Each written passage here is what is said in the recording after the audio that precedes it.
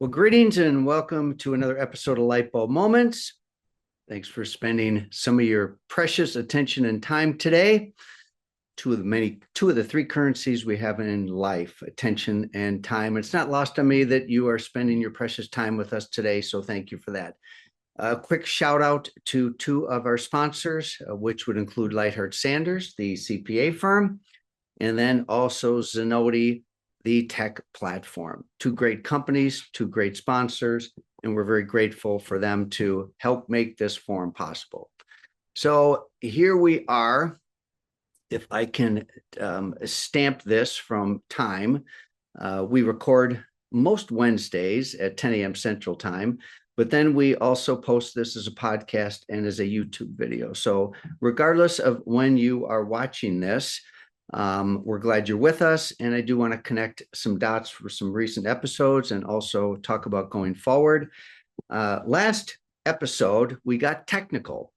We zoomed in, got into the subject of taxation and some very time-sensitive topics regarding tips, how it affects employers, but also how it affects employees and how employers should be on top of that. And there's some proactive steps to take. So definitely that's an episode that was a little bit more technical in nature. My guest was a CPA that specializes in the salon industry. So check it out. A couple weeks ago, we were on with Candace Gliotto, our Director of Training and Development, but she was really approaching it not necessarily as CUNY's Director of Training and Development, but more as a business owner, things that she's doing that actually inspired me with some year-end planning. A lot of us follow planning systems, and we big belief in planning systems, but a lot of them don't take into account the owner just stepping back a little bit. And from an owner's perspective, what are a 9 grid of different things that you want for next year or things that you don't want? That would be no more than 8 or 9 items. But anyways, a great episode.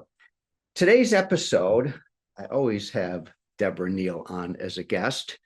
And I always have Debra Neill on as a guest this time of year, and because it is the time of year to get super excited about serious business. So without any further ado, let me welcome to the mic and the camera, Debra Neill Baker. How are you, Debra? Good morning.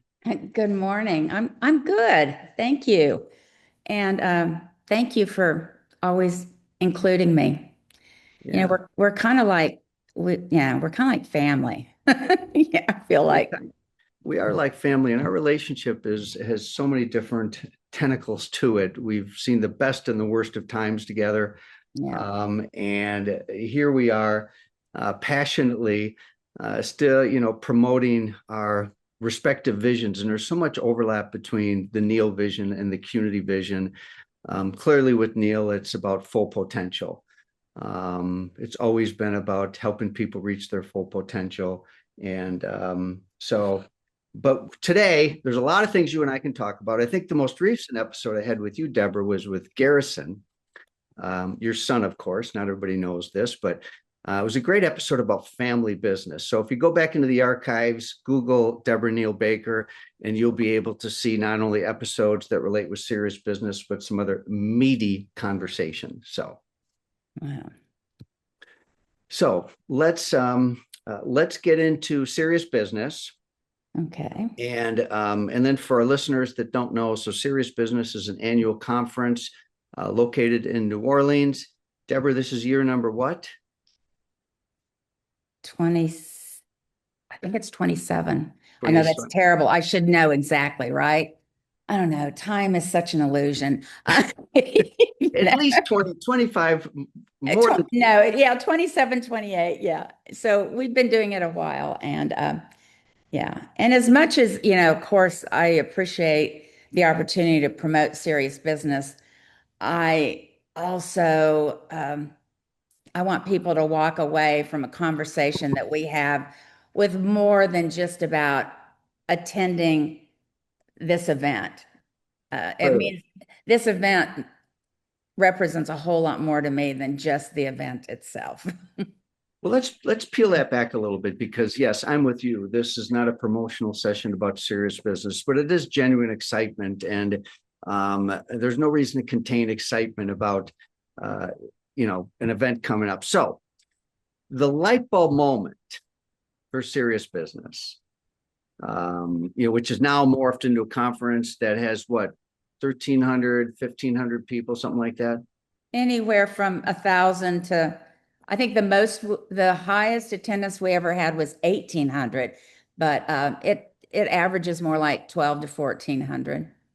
So there's a light bulb moment behind this, Mm-hmm. going Yeah, back 25, 27 plus years.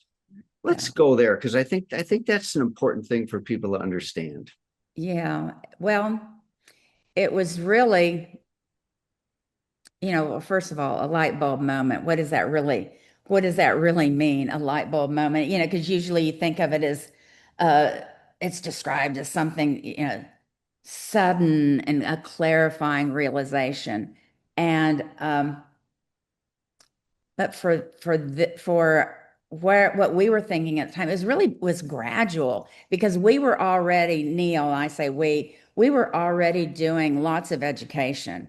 We were kind of known as an education company because we still feel like education is at the source. And so we were doing all this technical education and hair shows. And we thought, the thing that is probably has the biggest void in our industry was really developing business acumen. Mhm. So that was when our late Edwin decided to get very serious about business, thus serious business. And really what it ended up being though is that it's about getting serious about you as a business. And so it's evolved a lot, but it's still the same intention as you say, about reaching your full potential and what does that look like and what does it take? Um, and the never ending pursuit, of full potential. So that's when we started doing serious business, but at the same time we were years before that. Edwin and I did a lot of personal development, self-help seminars and workshops, um, and we thought, this is great for us, but it's really kind of difficult to bring it back to our staff and to our customers. So, what if we just started producing events where they could come and be a part of the personal and business development? So, that was really, the impetus behind, serious business was to focus on, I always call it working on yourself because it all starts there. You've had so many great speakers. Before we talk about this year's speakers, I know personally for me, funny actually, I've got something right here right behind me. Okay. I just realized this. So I'll get to that in a moment. But I think what's happened in serious business is the industry's had an opportunity to experience world-class speakers from outside the industry that otherwise we wouldn't have access to. Now, a perfect example is Ryan Holiday. I'd never heard of Ryan Holiday, Well, he's hot stuff now, huh? Yeah. And so, the book, The Obstacle's the Way, it actually was sitting out right now.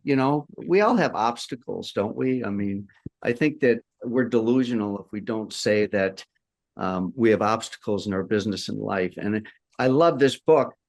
Point I'm bringing up right now, it's another example of how, like, serious business, for example, inspired me and turned me on. I'm going to throw one little quote in there and then I'm going to be quiet because you're the guest Okay. here. There's this great quote by, I always get it mixed up. I think it's Thoreau. And that is, many have dated the beginning of a new era with a book. And you've had such great authors. And essentially what you've done with serious business is you've created new beginnings for your audience.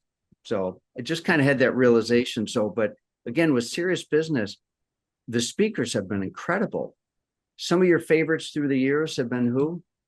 Oh gosh, obviously, I mean, Brene I always Brown. say, right. I always say I don't really do favorites. I don't, I've tried to teach my kids not to do favorites. Right. Yeah. But yeah, I mean, some that stand out, of course, are Brene Brown and, most recently, like Brian Holiday. I mean, and I discovered him through I was sitting at an industry event with this guy from Canada. And we were talking. We got, really, we were having some deep conversation in the middle of this gala, this dinner. And he said, "My God, you sound like a stoic." And I'm like, "Really?" And he introduced me to Ryan Holiday. And the next week I was, pursuing him for serious business. Um, So really, the process of curation of serious business is really quite personal because I would be doing this every day, even if I weren't curating for serious business, because it's been my uh it's the work on myself. Yeah. It's a And it's a big audacious project to do a conference for 1,000 to 1,800 people. People don't realize how much goes into that. And before we get to next year, let's stay a little bit more with the light bulb moment because you really talk about a lot of it being more of a way of life and a mindset. Do you want to get into that for a little bit? yeah, I mean, I started off by saying it's for me, serious business. This is not just, it's not an event. It's not just an event. It is truly uh, a mindset, a way of approaching life. And of course, every year, um, things evolve. The zeitgeist can be quite different from one year to the next, depending, you know. So, Yeah. this last year, as I was thinking about, okay, next year, 2026, what is happening in the world today? And I always relate it to what's going on in the world today. Be, I actually have found a lot of the things that we're experiencing and observing this year have been shocking. Mhm. So with that, but there's always in the shock, there's always the potential to discover awe because there's always awesomeness. Mm. There always is, and no matter what. So, thus I mean, the theme shock and awe. And so How that's did you really, how did you pair those words? Was well, that it's a military term, and I didn't even shock really and read awe is a shock. military? I think so. Because when I Someone first Google that and put it in the chat, please. Google it right now because Yeah. when I first said that, someone said to me, said, "Wow, that's a military term," and I'm like, "Well, I don't know. I didn't. That's not the way I thought about it, but you know, because I do. I think that I was watching the world and thinking this is shocking, and there's always there's always some awe, and I look for the awe.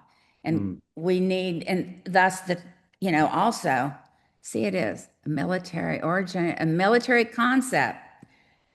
Right. But for achieving rapid I'm gonna dominance. I'm gonna read this out loud because not everybody will be able to see this. Thank you, Yeah. JP, from our team who behind the scenes handles so much to this forum. Shout out to JP. Thank you. All right, here's what it is. Thank you. Shock and awe originated as a military concept for achieving rapid dominance by overwhelming an adversary with sudden intense force to paralyze their will to fight, formally introduced by Harlan Ullman and James Wade Jr.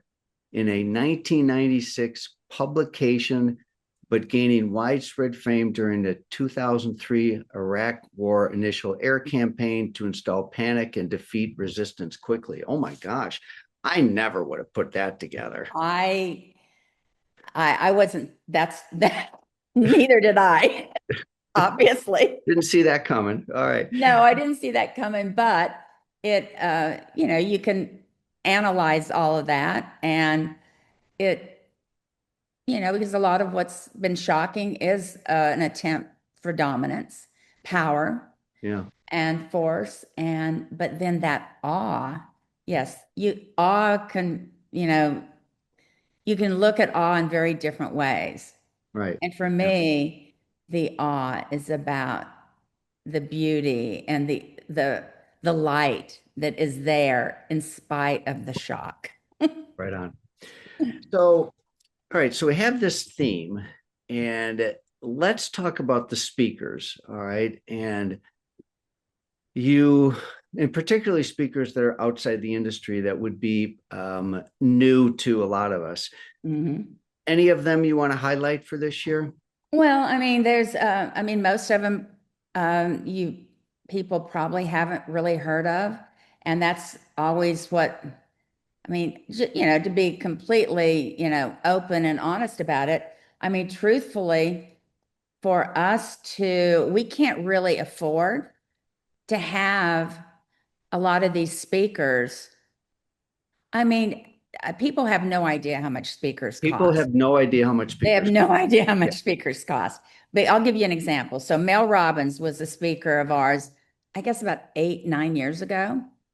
Great example. I think we paid $27,000 then. So I checked last year because I thought, oh, it might be kind of cool to have like some of the people we've had that were pretty much unknown now. Then she was six figures, Tom, over $100,000. Yeah. So when I say you have, a lot of these people you haven't heard of.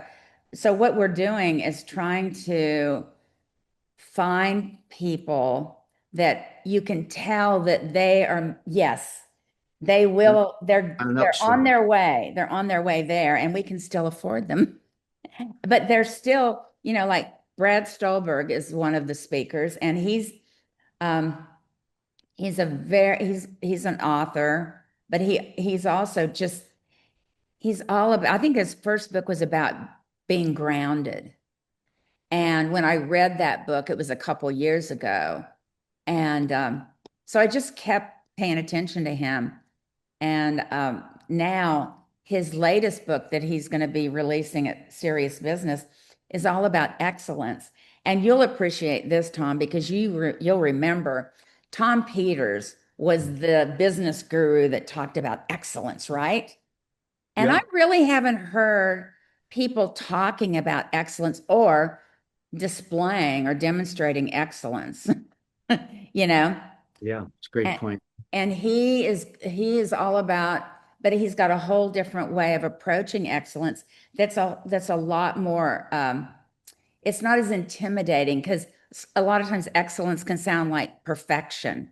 And his is really about how you show up, not what you achieve. But I think that Just people will really like him. He's very, very he's got some really practical approach now to this is living. Brad Brad Stolberg, is it? Stolberg. Okay. I'm sneaking a look at all the different speakers right now. And who else? I mean, you've got Dr. Well, Connolly, Brandon White. yeah, Dr. Keneally is really, she's she did serious business about 9 years ago, and she's been my doctor, my Mhm. integrative oncologist since I was diagnosed with breast cancer. And she just continues to evolve, and she's now really like one of the leaders in this whole integrative cancer approach. And it's kind of where she's about kind of what science meets soul. And she's got some new information. And again, I find her to be, she's not an extremist about diet or her approach. And honestly, people love the well-being speakers. Yeah. Yeah. They, I mean, when we talk about the business of if you don't have health, I mean, all the other stuff is very difficult if you're not healthy and taking care of yourself. It's Yeah. just I essential. I think it's been a signature part of serious business always to have health and wellness be infused. And this year's no different. And I remember her now that you mentioned. You've also got, was it Dr. Keltner? Now, nobody's probably heard of him. Yeah, tell us about him. Dasher Keltner. Yeah, He's a professor from Berkeley, and he is not on social media. He has studied the emotion of awe. So oh, he's an awe specialist, and that's what his expertise. And yeah, I think people are gonna, he's very, it's kind of a spiritual, I think it'll be very spiritual for people without how to really find awe in life and every day. And so, and then the other one that I want to just mention is Brianna Weist, and some of the younger hairdressers in our industry actually sent me her and requested that she be at Serious Business. And the people that made that request were people in their mid to late 20s. And when I looked at her books and looked at, her message, I think she's a philosopher and a poet. But again, it is about development and personal development. But she has a book called The Mountain Is You, kind of like the obstacle is the way, the mhm. mountain is you. And she's really made a big impact on a younger generation. And I think she's like 30. Um, Hmm. and she reminds me of someone that I followed when I was a young woman, and that was Marianne Williamson. And so Brianna, people are going to love her. You So, I know, mean, those are some of the highlights, but interesting in of four of the, it looks like five outside speakers, because I think you have another one outside speaker. Is it Thane or Thon, yeah, he's an AI expert. And again, see, I mean, I get a lot of these. Don't think that, I mean, if people reach out to me and recommend, I pay attention.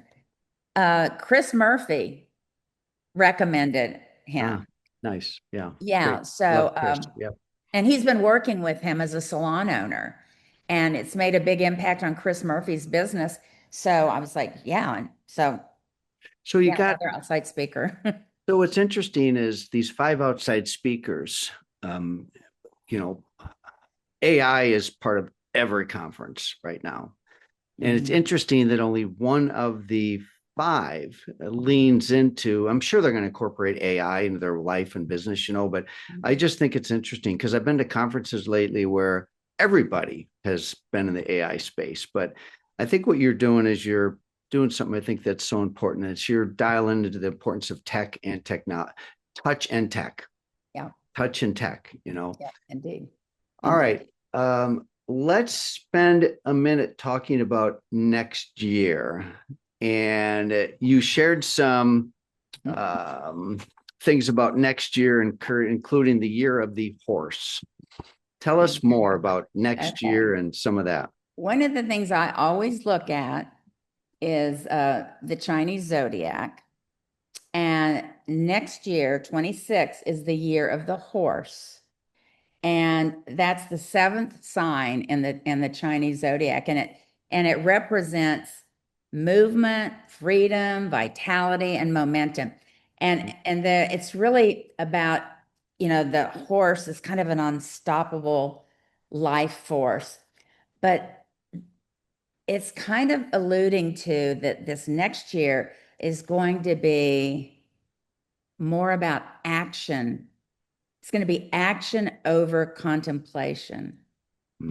Okay. So courage over caution. And it's like asking ourselves, what are you ready to run toward? Not run away from, run toward. And the key traits of the horse are, freedom and independence, momentum and action, risk and reward. So I I I'm ready for that kind of energy, Nice. an energy that we can move. And there's momentum. I like that momentum over contemplation. Sometimes, contemplation. Hey, look, I'm big on reflection and contemplation, but it can, like anything else, you can take it a little, you can get paralyzed if you're not careful, Yeah. Yeah. Well, I love that. The year of the horse. I'm going to think through that one. And I think one of my biggest things is I'm really drawn to the word awe right now, as a result of this conversation. I'm going to check out this book here. Oh, And Dasher's book, Keltner's Dash, book. yeah, Yeah. Dasher's book. It sounds super interesting to me. Awe Yeah. is not a word that, You know, we got into play because play was this theme at the yeah. Phil. And it was Mhm. really so fun. It was so enlightening to really understand the importance of play and how it matters in the workplace and all that.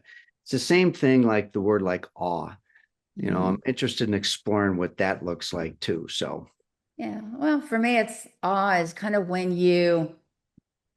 it's a moment that where you realize that there's something larger than you. Like, yeah, it's expansive. yeah, Awe. It makes you feel, yeah. It's, you know what? It's a lot like being in love. yeah. Well, it's also like being a grandparent. And in fact, Speaking of love. yeah, I'm going to get into that subject and then we'll wrap up. Okay. So we've got we talked about serious business. We talked about the light bulb moment behind it, a little bit about this year's theme, a little bit about the speakers, the why behind it, a little bit about next year. The world, Deborah's universe these days. What's going on? I know grandparenthood's really important to you. And you have how many grandchildren now? Well, I have five between Paris and Garrison. And then if I count all the other grandkids from the stepchildren,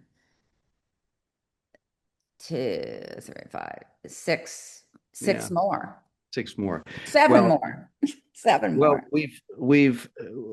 I'm relatively new to being a grandparent, and I've seen how much joy it's brought you through the years, and it's always fun when you and I chat to brag about our grandchildren and celebrate them and talk about awe. I mean, that's the ultimate awe, at least in my universe these days. So Yeah, me too. Me too. And look, not everyone is going to experience the awesomeness of being a grandparent, but there are other ways of finding awe. But for me, it's like, I don't know, it's like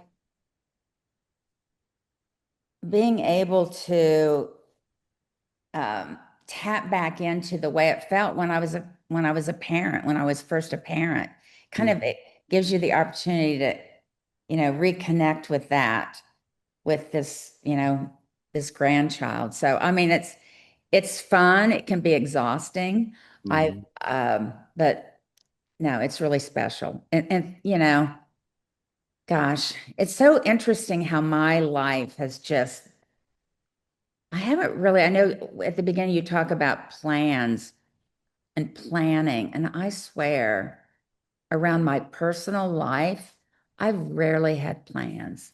mm, I've really always lived from a place of an intention and optimism, but realistic optimism.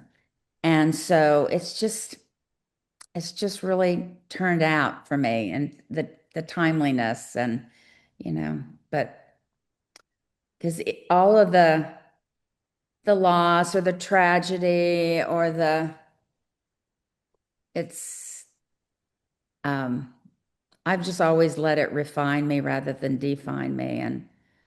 Um and I guess really what I'd like to end with as we're promoting serious business is that whether you attend serious business or not, please, I'm encouraging you to do the work on yourself. It it it'll change the way you create your life. Mm. And it certainly has for me. And that's really why I'm so committed to serious business, is because I want to encourage people to really, I don't know, create this awareness so that they can live their life to the fullest, like I Yeah. have, in spite of everything. Mm. Great way to wrap up. Everybody, please give Deborah a virtual round of applause. Shannon should have just put in the chat something about attending serious business. Deborah, you should be getting another one of these $1 million Thank light you. bulbs. Cool. I'll add it to my set it next to my other one. And All yeah, right. listen, I want to say too, look, I know again how challenging it can be to get yourself to an event or a conference or a destination, but I promise you won't be sorry. It'll be worth it once you're there and you're with, you can't replicate what we experience in person. Yeah, Yeah, we can listen to music on Spotify. But there's nothing like going to a concert live. So yeah, it's kind of the same thing. It really is energizing. absolutely. I mean, yes, it's in-person events, especially an event of this caliber. I mean, can be a huge catalyst and a great way to kick off the year. And So, you can't go to all of them, obviously. yeah. So Uh, pick a couple each year, one that's more developmental and one that's maybe more technical and inspirational. And anyway, and awesome. so Well, thanks for being a great guest. thank you for having me, Tom. Yes, I happy appreciate holidays it. to you and the rest of the Neil family. Okay. For the rest of our listeners, All right. we as we close, well, I'll close this out. So we have 2 more weeks this year, and both of them are Eves, Christmas Eve and New Year's Eve. And so we'll be taking off the next 2 weeks, but a very special holiday greeting to all of you. I'm so grateful that you tune in, whenever you're listening to this, why you're listening to us. Super grateful and look forward to seeing all of you right after the new year. We'll be back on January 7th, and episode 210 is what it is. Okay, I've always wondered how many episodes. That'll be episode number 210. So thanks for joining us, everybody. Deborah, Thank you thanks for being a all. great Thank guest. you. All the best.